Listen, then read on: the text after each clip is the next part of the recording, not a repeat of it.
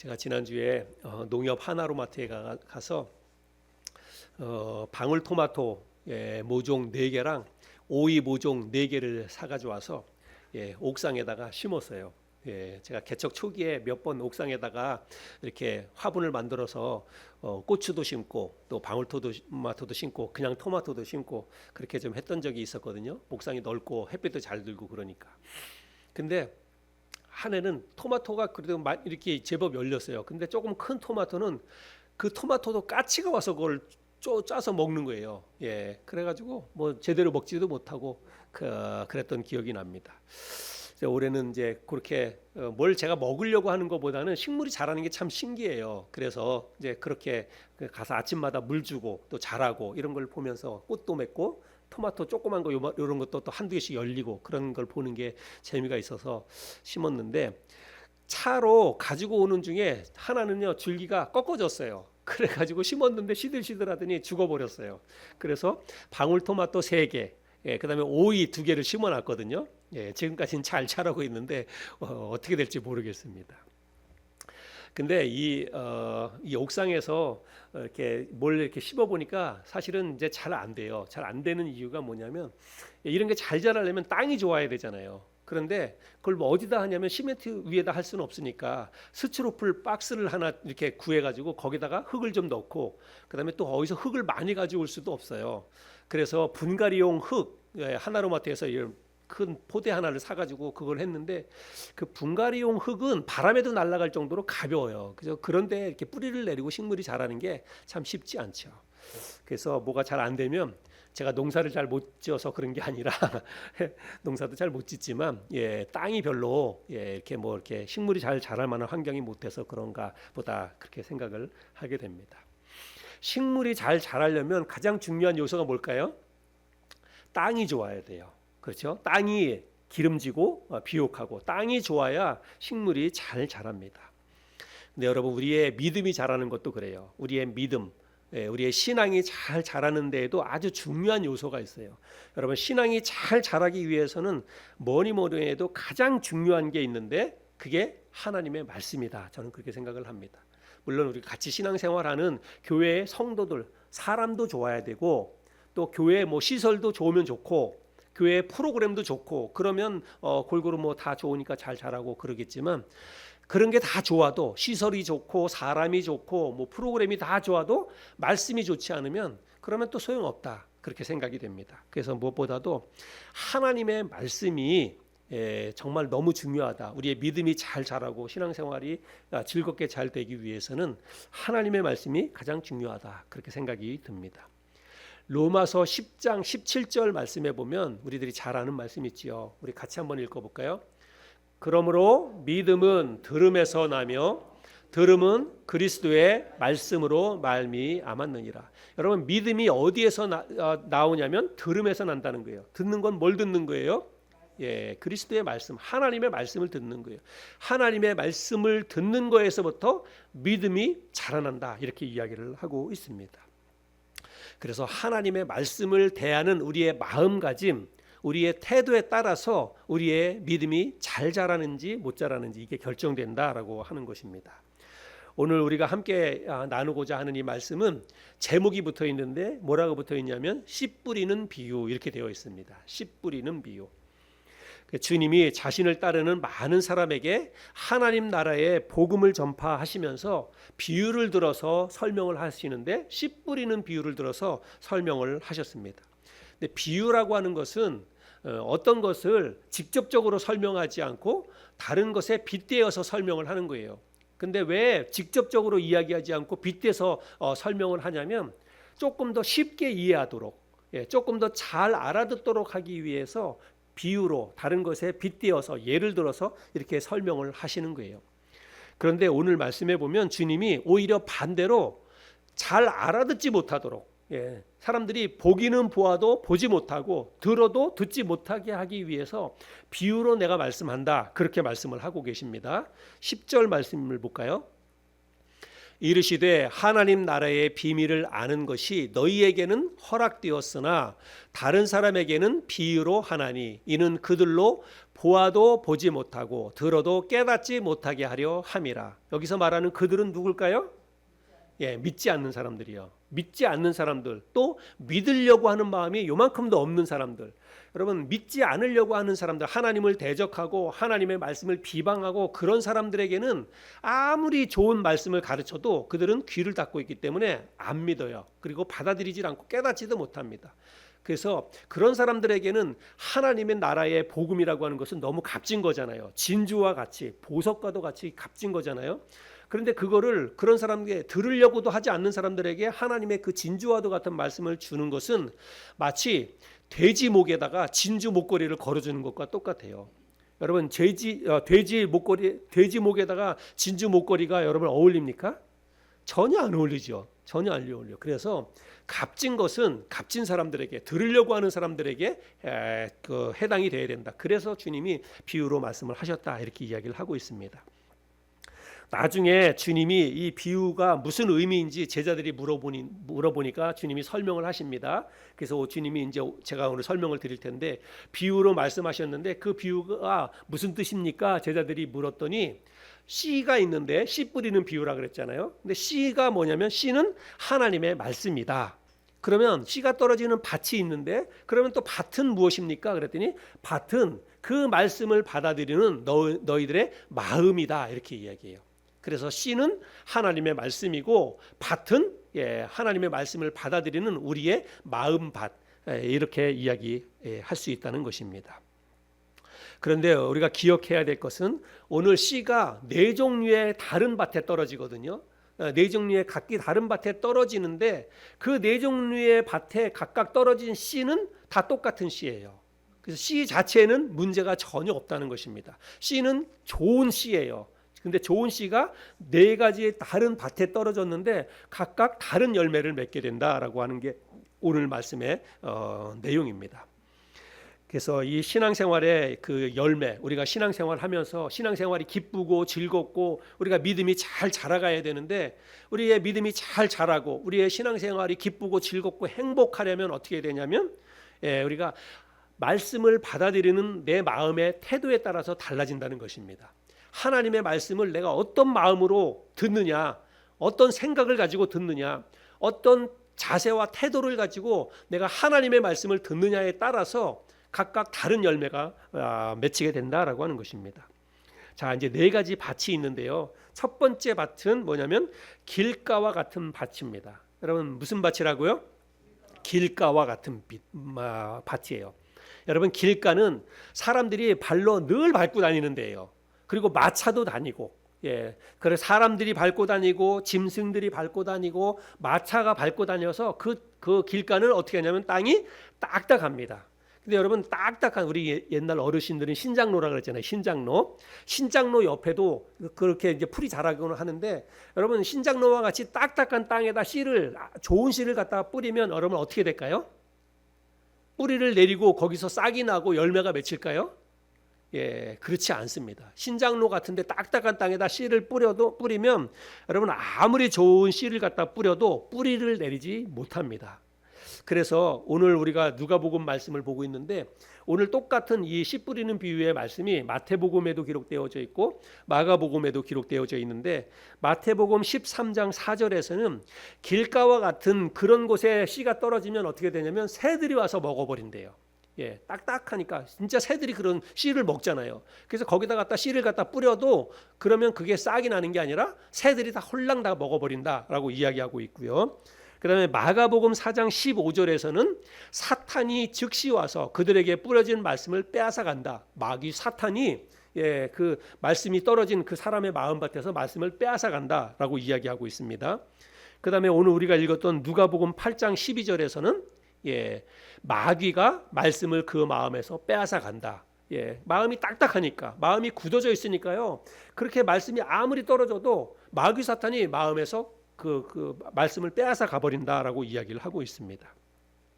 이렇게 길가와 같은 이런 마음밭은 어떤 사람이냐면 아직까지 구원받지 못한 사람일 가능성이 있어요. 아직까지 예수 그리스도를 마음속에 받아들인 경험이 없어서 구원받지 못한 사람의 마음 같을 수 있습니다. 또 하나는 구원은 받았지만 영적으로 너무나 교만한 사람, 하나님의 말씀을 판단하고 또 그래서 의심하고 그렇게 영적으로 교만한 사람이 바로 이런 게 길가와 같은 그런 마음의 밭이라고 할 수 있습니다. 이런 사람들에게 있어서 정말 필요한 것은 와서 예배드리고 뭐 성경 공부하고 이런 것보다도 먼저 자기의 마음을 기경해야 돼요. 이 마음이 딱딱하게 굳어 있어서 하나님의 말씀을 들으려고 하는 마음이 없이 판단하고 의심하고 그런 마음이 있으면 먼저 그 마음부터 갈아엎어야 돼요. 여러분, 딱딱한 땅에다 씨를 암만 갖다 뿌려도 무슨 소용이 있습니까? 어떻게 해야 돼요? 딱딱한 땅을 기경해야 돼요. 먼저 땅을 먼저 갈아엎어서 부드럽게 해놓고 나서 거기다 씨를 뿌려야 돼. 그래야 뭔가 뿌리를 내리고 씨를 맺는 거지요. 그죠? 딱딱한 땅에다 갖다 백날 갖다 씨를 뿌려도 아무 소용이 없다는 것입니다. 그래서 이 길가와 같이 마음이 딱딱하게 굳어 있는 사람, 하나님의 말씀으로 들으려고 하지 않는 그런 교만한 마음이 있는 사람들은 먼저 자기 자신의 마음을 잘 살펴보고 돌아봐야 됩니다. 내 마음이 너무 굳어 있구나. 하나님의 말씀을 내가 잘 들으려고 하지 않는구나. 이런 생각을 가지고 마음을 먼저 갈아엎어야 한다는 것입니다. 자, 그다음에 두 번째 밭은 어떤 밭이냐면 돌밭입니다. 돌밭과 같은 그런 마음밭이 있어요. 오늘 우리 누가복음 6절에서는 뭐라고 얘기하냐면 바위 위에 씨가 떨어졌다 그랬는데 다른 그 마태복음 마가복음에서는 바위가 아니라 돌밭이라고 이야기하고 있습니다. 이 돌밭은 비록 많은 돌이 있기는 하지만 중간중간에 흙이 있어요. 그래서 씨를 뿌리기도 합니다. 농부들이 그런데 씨를 뿌리기도 합니다. 근데 여러분, 밭에 흙보다 돌이 더 많다라고 하는 것은 그만큼 땅이 거칠다는 거예요. 그리고 그 땅이 건조하다는 것입니다. 그래서 그런 땅에는 씨가 깊이 뿌리를 내리기가 어려워요. 내려가다가 돌뿌리에 걸리면 그냥 못 내려가는 거니까. 그러니까 뿌리가 깊이 내리지 못하다 보면 가뭄이 오면 금방 말라 죽게 되는 거지요. 이 돌밭과 같은 마음은 어떤 사람을 이야기하냐면 교회 와서 예배도 드리고 신앙생활 하는데 처음에는요 너무 기쁘게 즐겁게 신앙생활을 잘합니다. 교회 와서 구원받고 또 목사님 설교도 잘 듣고 교회 생활이 너무 즐겁고 행복하다 막 그렇게 신앙생활을 너무 잘해요. 근데 언제 갑자기 이렇게 달라지냐면 삶에 어려움이 다가올 때. 근데 여러분, 우리가 살다 보면 어려운 일이 있어요, 없어요? 어려운 일이 있죠. 어려운 일이 옵니다. 그래서 여러 가지 뜻하지 않았던 고난이 옵니다. 근데 그럴 때마다 걸려 넘어지는 거예요. 그래서 신앙생활을 기쁘게 즐겁게 시작을 했는데 삶에서 여러 가지 뭐 경제적인 어려움이든 가족 간의 뭐 관계의 어려움이든 어려운 일이 생길 때마다 그냥 걸려 넘어지는 거예요. 그걸 타고 넘어가야 되는데 돌뿌리를 걷어내야 되는데 걸려 넘어져요. 그래서 그때마다 시험 들고 믿음에서 떨어지고 그래서 열매를 맺지 못하는 거예요. 신앙이 자라지 못하는 것입니다.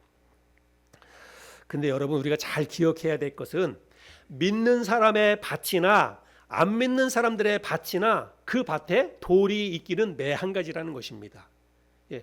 여러분, 우리가 예수님 잘 믿고 신앙생활 잘 한다고 해서 우리의 밭에 돌이 하나도 없거나 그렇지 않아요.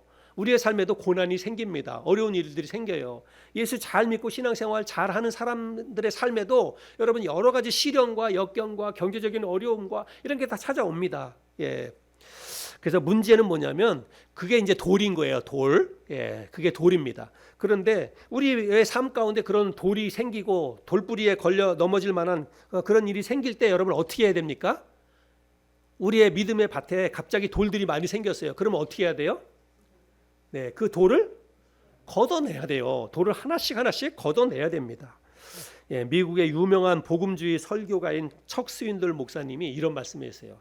인생은 우리에게 일어나는 일이 10%라고 하자면 그 일에 내가 어떻게 반응하느냐가 90%를 차지한다. 이렇게 얘기를 했어요. 내가 인생을 살아가다가 우리의 삶 가운데 어떤 어려운 일이 생기고 어떤 문제가 생기잖아요. 여러분, 그거는 10%밖에 내 삶에 영향을 미치지 않는다는 거예요.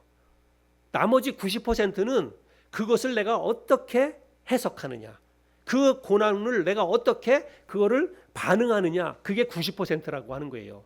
여러분, 근데 진짜 이 말이 맞습니다. 근데 우리는 정말 내 삶에 어떤 어려운 일이 생기면 그게 90%처럼 보여요. 예. 그래서 그냥 쩔쩔매고 전전긍긍하고 그것 때문에 막 못 살 것 같고 이런 마음이 막 듭니다.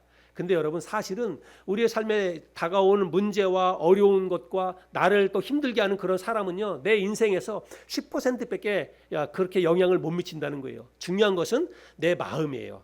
그런 거에 내가 어떻게 반응하느냐가 90%를 차지한다는 것입니다. 그래서 아무리 힘들고 어려운 일도 이거 별거 아니야, 내가 충분히 이거 해결할 수 있어 하면서 내가 그걸 타고 넘어가면 돼요. 돌뿌리가 생겼다, 돌이 있다, 어떻게 합니까? 걷어내면 되죠. 아침부터 나가서 계속해서 걷어내면 돼요. 여러분 제주도 같은 데 가면 돌이 많잖아요. 제주도에는 진짜 다 돌밭 아닙니까? 근데도 돌밭인데도 거기도 파도 심고 뭐 많이 심고 곡식 하잖아요. 그거 어떻게 하는 거예요? 그 사람들이 계속해서 돌을 걷어내잖아요. 그래서 돌이 다 그 담벼락이 되잖아요. 돌을 하도 많이 걷어내다 보니까 돌이 담벼락이 되잖아요. 그래서 돌이 생기면 그 돌뿌리 생길 때마다 걸려 넘어지면 그럼 우리가 어떻게 살아갑니까? 못 살죠. 돌이 생길 때마다 어떻게 하는 거예요? 하나씩 하나씩 걷어내면 돼요. 걷어내면 돼요. 그냥 우리가 그게 이게 인생이지라고 생각하면서 어려운 일이 생길 때마다 하나 극복하고 나고, 그러면 또 오면 또 걷어내고 또 걷어내고, 여러분 그렇게 사는 거예요. 그게 이렇게 사는 게 인생이구나라고 생각하면서 그렇게 살아가다 보면 어느 순간에 내 밭에 돌이 하나도 없이 그냥 정말로 비옥한 그런 땅이 될 줄로 믿습니다. 근데 그럼에도 불구하고 살다가 보면 진짜 내 힘으로 걷어낼 수 없는 큰 바위같이 큰 돌이 생길 수도 있어요. 예, 정말 내 힘으로 내 능력으로는 도저히 어떻게 해결할 수 없을 것 같은 큰 돌이 내 인생에 떡 하고 생길 수가 있어요. 여러분 그럴 때는 어떻게 해야 될까요? 예, 내 힘으로 도저히 안 돼. 그럴 때는 어떻게 해야 돼요? 예, 포크레인을 불러야 돼요. 그럴 때는 포크레인 기사를 불러야 되는 거예요. 뭐 사람 힘으로 안 되면 포크레인을 불러서 돌을 좀 빼달라고 그래가지고 포크레인으로는 한 방에 해결되잖아요. 한 방에. 예, 여러분 우리 주님이 포크레인입니다. 내 인생에 포크레인은 주님이에요. 내가 해결하지 못할 큰 바위, 큰 돌이 있을 때는요, 그거 가지고 전전긍긍되지 말고 주님께 맡겨야 돼요. 주님께 맡기고 기도하고, 주님 오셔서 이 돌을 좀 치워주세요. 그러면 주님이 와서 포크레인으로 한 방에 쓱 걷어 가시는 것입니다. 그런 믿음으로 우리가 문제들을 해결해 가야 되는 거예요. 또 때로는 내가 해결할 수 없는 큰 바위가 있을 때요, 때로는 그거 그냥 놔두고 가는 게 오히려 유익할 수도 있습니다. 예, 너무 큰 바위를요, 밭에 있는 너무 큰 바위를 그거를 빼내가면 구덩이가 생겨가지고 오히려 밭을 망칠 수도 있어요. 그래서 아주 큰 바위 같은 거는요, 그냥 놔두는 거예요. 그리고 놔두고 그냥 일하다가 그 바위 위에 올라가서 새참도 먹고, 예, 거기 앉아서 쉬기도 하고 그러는 거예요. 예, 그래서 인생 속에서 정말 너무 큰 고난이 온다, 여러분 그거 그냥 가지고 가는 것입니다. 그래서 여러분 사도 바울이 그랬잖아요. 사도 바울에게 육체의 가시가 있다 그랬잖아요. 사도 바울에게 있었던 육체의 가시는 아마도 많은 사람들이 눈병일 것이다, 안질이었을 것이다. 근데 평생 가지고 갔어요. 그래서 그거 해결해 달라고, 주님 내가 이것 때문에 너무 괴롭습니다. 복음 전도 사역해야 되는데 내가 눈이 너무 침침하고 글씨도 못 읽겠고 하여간 눈이 너무 따갑고 아파서 너무 괴롭습니다. 좀 해결해 주세요. 그랬는데, 그렇게 기도했는데 하나님이 뭐라고 말씀하시냐면, 내 은혜가 네게 족하다. 내가 너한테 베풀 은혜를 다 베풀었다. 그거 그냥 가지고 가라. 그렇게 얘기하시잖아요. 그래서 바울이 그 다음서부터는 그런 기도 안 했어요. 그거 해결해 달라고. 대신 뭐 하냐면 그거 있을 때마다 하나님 앞에 고백하는 거예요. 하나님, 나는 사도 바울만큼 사실은 영적으로 교만할 만한 사람이 어디 있습니까? 사도 바울은 정말 배운 게 많은 사람이에요. 박박사예요. 박박사. 그런 사람이니까 여러분 교만하려면 얼마나 많이 교만해질 수 있습니까? 그런데 여러분 바울이 그 육체의 가시로 인해서, 야, 나는 요거 눈 아픈 거 요거 하나 때문에 나는 쩔쩔매는구나. 내가 눈 아픈 거 이거 하나 때문에 내가 할 수 있는 게 아무것도 없구나. 이거를 깨달았다는 거잖아요. 그래서 그것 때문에 자기가 겸손하고, 그것 때문에 주님을 더 의지하고, 그것 때문에 주님 앞에 날마다 기도하고, 아픔 때문에. 여러분 그러니까 그게 사도 바울한테는 훨씬 더 유익했다라고 하는 거예요. 우리의 삶에도 고난이 있고 속 썩이는 자식, 예, 정말 말 안 듣는 남편이나 뭐 배우자나 누가 있다면 여러분 바꾸려고 막 애써봐. 물론 바꾸면 좋죠. 바뀌어지면 좋죠. 그러나 안 바뀌잖아요. 내가 노력해도 자식이 안 달라지고 또 우리 뭐 배우자가 안 달라지잖아요. 그러면 어떻게 됩니까? 그냥 안고 가는 거예요. 안고 가면서 그것으로 인해서 내가 주님 앞에 더 많이 기도하고 더 겸손해지고 그렇게 하면 오히려 더 유익해질 수 있다는 것입니다. 시편 119편 71절에 우리 시편 119편은 누가 기록했는지는 알 수 없지만 아마도 다윗일 거라고 생각을 하긴 하는데요. 이렇게 고백하잖아요. 고난당한 것이 내게 유익이라. 이로 말미암아 내가 주의 율례들을 배우게 되었나이다. 고난이 오히려 유익이 되었다라고 고백하고 있어요. 왜요? 고난 자체는 그게 유익이 될 수 없어요. 그런데 그 고난 때문에 주님 앞에 더 한 발짝 나아가게 되고 그 고난 때문에 주님 앞에 겸손히 무릎 꿇고 기도하게 되니까 오히려 그걸로 인해서 하나님의 뜻을 더 알게 되었다. 주님을 더 가까이 하게 되었다. 그렇게 고백하잖아요. 그럴 때 고난이 유익이 되는 것입니다. 저 여러분의 삶에도 돌뿌리가 있어요. 돌뿌리가 없을 수 없습니다. 하나 돌 걷어내면 또 하나 생기고 또 하나 생기고 그래요. 근데 여러분 때로는 정말 내가 걷어낼 수 있는 것은 걷어내고 내가 걷어낼 수 없는 것은 주님께 맡기고 그럼에도 불구하고 해결이 안 된다. 그러면 안고 가는 거예요. 그걸로 인해서 내가 더 겸손해질 수 있고 주님을 더 의지할 수 있고 그러면 그게 더 고난이 유익이 될 수도 있다는 것입니다. 자, 이게 이제 돌밭이고요. 세 번째는 가시떨기와 같은 마음밭이 있습니다. 여러분 가시떨기는 토양 자체는 참 좋습니다. 그래서 이 밭 자체에는 아무 문제가 없어요. 오히려 다른 땅들보다 앞에 살펴봤던 이런 땅들보다 훨씬 더 좋은 조건입니다. 그런데 문제는 뭐냐면 씨앗이 이 땅에 떨어져서 싹을 틔우고 그리고 이삭이 자라고 열매를 맺으려면 토양이 중요한데 토양만 영향을 미치는 게 아니에요. 여러분 어떤 씨앗이 우리가 그 농사를 지으면서 씨앗을 땅속에 이렇게 뿌리면 그냥 땅만 좋다고 해가지고 그게 잘 자라지 않습니다. 또 뭐가 있어야 되냐면 적당하게 햇빛이 내렸어야 돼요. 그리고 바람도 불어줘야 됩니다. 햇볕만 쨍쨍하고 바람이 안 분다? 그럼 다 타 죽어요. 햇볕도 내려지고 바람도 적당히 불어주고 그래야 돼요. 그런데 이 가시떨기에 씨가 떨어지면 여러분 땅은 좋아요. 땅은 좋은데 그 가시떨기가 덤불을 이뤄서 가시덤불을 이뤄가지고 햇빛을 차단합니다. 그리고 바람도 차단해요. 그래서 햇빛과 바람이 차단되다가 보니까 그게 너무 연약해요. 그리고 시들시들해요. 연약해요. 그래가지고 그게 자라다가 그만 열매를 맺지 못하고 그냥 그렇게 사그러지고 만다는 것입니다. 여기서 말하는 그 가시떨기를 가로막고 있는 그 가시떨기, 이 덤불이 뭐냐면 우리 주님께서 그거를 설명하고 있는데 세상의 염려와 재물의 유혹과 세상의 향락이다 이렇게 이야기합니다.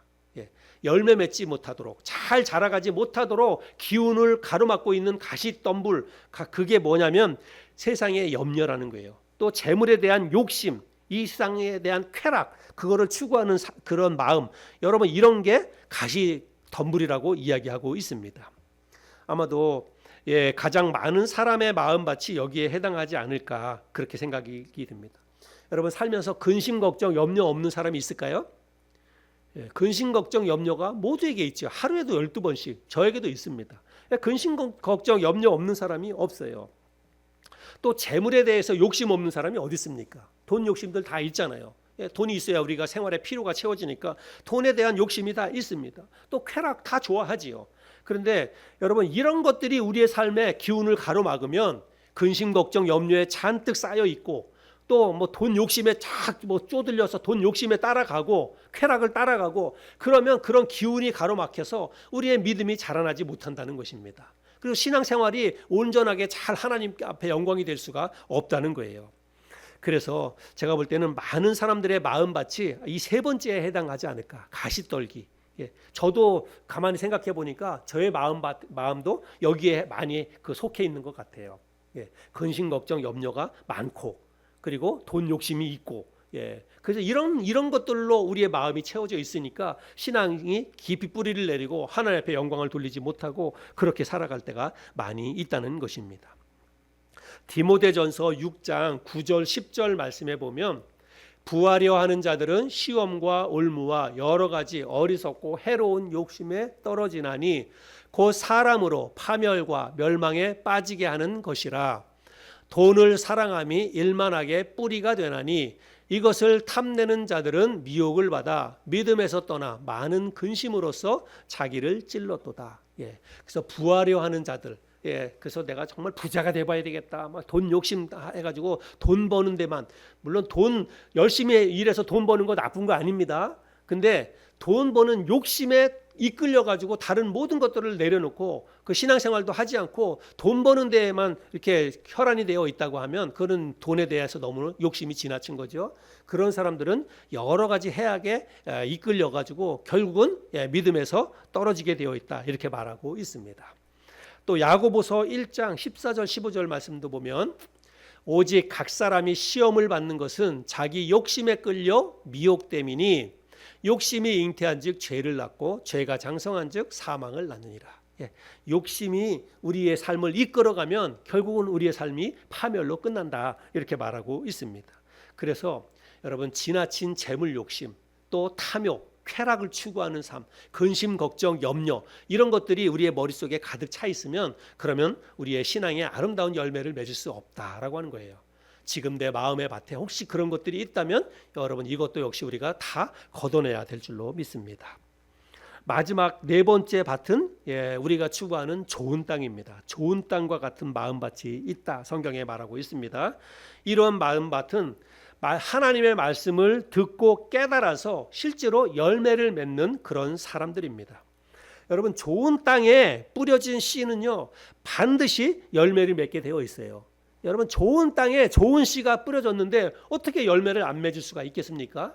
좋은 땅에 좋은 씨가 뿌려지면 그거는 반드시 열매를 맺게 되어 있습니다. 그것도 풍성히 열매를 맺게 되어 있습니다. 여러분, 우리가 거둬야 될 신앙생활의 열매는 무엇일까요? 우리가 신앙생활의 열매를 좀 맺어야 되는데, 하나님이 기뻐하시는 신앙생활의 열매를 맺어야 되는데, 여러분, 우리가 맺어야 될 신앙의 열매는 무엇일까요? 그거는 변화된 삶입니다. 내가 예수 믿고 나서 내 삶이 변화가 되어야 돼요. 좋은 쪽으로. 예수 믿고 나가지고 내가 좋은 쪽으로 많은 변화들이 있어야 합니다. 예전에 내가 예수 믿기 전에는 세상 사람들하고 어울려 살기를 좋아했다면, 우리가 예전엔 그랬잖아요. 안 믿는 사람들하고 어울려서 같이 뭐 술 먹고 또 여행 가고 막 그런 거 좋아했잖아요. 그런데 내가 예수 믿고 나가지고 내 삶이 변화되는데 어떻게 변화됐냐면, 이제는 그냥 세상 사람들 만나서 뭐 술 먹고 놀고 막 유흥하고 그런 거에 관심이 없어. 내가 정말 만나고 싶어하고 보고 싶어하고 만나면 좋은 사람들이 다 누구냐면 교회 사람들이에요. 교회 성도들, 예수 믿는 사람들. 그래서 그렇게 내가 변화되어야 된다는 것입니다. 아마 여기 계시는 분들이 다 공감할 거라고 생각하는데, 우리가 예수 믿고 나가지고 정말 내 인생에 귀한 사람들이 교회 성도들이지요. 목사님이고 성도들이고, 그래서 교회 안에서 만난 사람들이 가장 귀하고 복된 사람들인 줄로 믿습니다. 또 내가 예전에는 늘 내 마음속에 불평이 있고 원망이 있고 짜증이 있고 우울함이 있고 그랬다면, 예수 믿고 난 다음에는 내 마음이 좀 바뀌어야 돼요. 늘 마음이 평안하고 감사하고 기쁘고 작은 일에 대해서도 내가 기뻐하고 만족하고 그런 삶이 되어야 됩니다.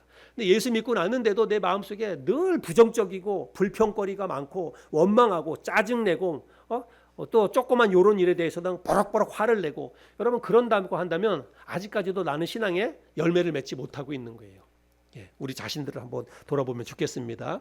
예전에 예배드리지 않던 내가 주일날마다 나와서 하나님 앞에 예배드리고, 말씀을 읽지 않던 내가 시간을 내서 말씀을 읽고, 또 하나님 앞에 시간을 내서 기도하고, 또 전도하려고 어떻게 해서든지 애를 쓰고, 여러분, 이런 게 다 삶의 변화예요. 신앙의 열매입니다. 우리의 삶에 이런 것들이 있어야 한다는 것입니다.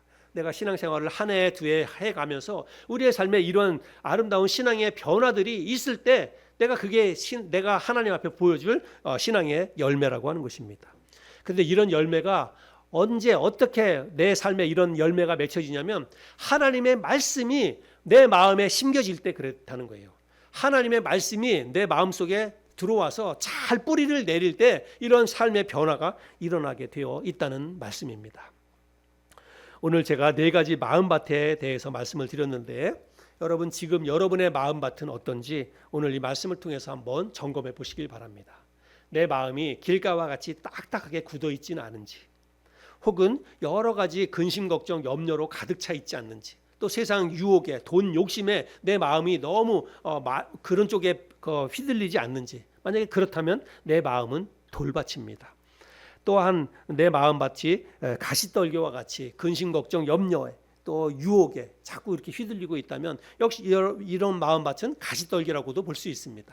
그래서 길가와 같은 마음밭, 돌밭과 같은 마음밭, 혹은 가시떨기와 같은 그런 마음밭이라고 한다면 여러분 우리가 이런 마음밭을 바꿔야 됩니다. 딱딱하게 굳어 있다면 갈아엎어야 돼요. 돌이 많이 있다면 돌을 걷어내야 됩니다. 가시떨기로 가득 차 있다면 가시떨기 덤불을 다 걷어내야 돼요. 햇빛이 잘 들어오도록, 바람이 잘 들어오도록 그렇게 걷어낼 수 있어야 됩니다.